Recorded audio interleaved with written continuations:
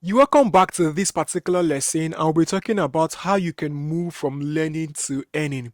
Since we start this particular course, we've been talking about what is the right tech skill for you to learn and if you start learning, right? But one of the major reasons why people are choosing to either transition into tech or learn a tech skill is because they are looking for something that they can learn and start making money with, right? So in a scenario whereby you've taken the course and you've completed that particular course, how can you move from learning to earning?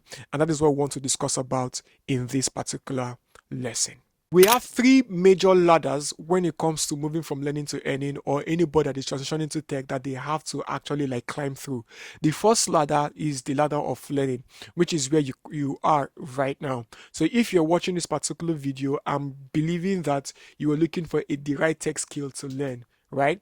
So now, how you can move from learning to earning is that first you learn. Secondly, you build a portfolio, right? So it depends on what you're learning. Now, in some tech skill or digital skill does not require portfolio per se. For example, digital marketing might not necessarily require portfolio.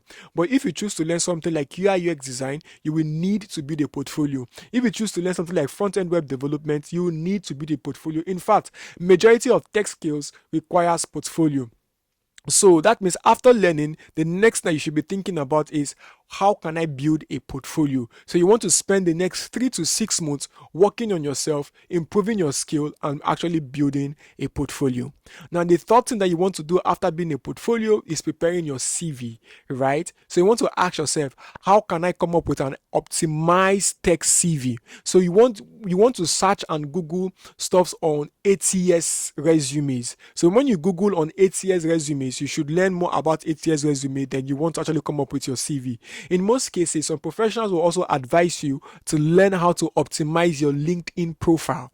The reason why LinkedIn profile is good, especially for somebody that is about to start job hunting, is that some job application require you to attach your LinkedIn profile. So you might be thinking about, okay, how can I optimize my LinkedIn? How can I be more active on platform like LinkedIn, right? So after that, then you want to talk about two things. Is either you want to start looking for freelance gig depending on what you learned, or you want to start looking for entry level roles or internship.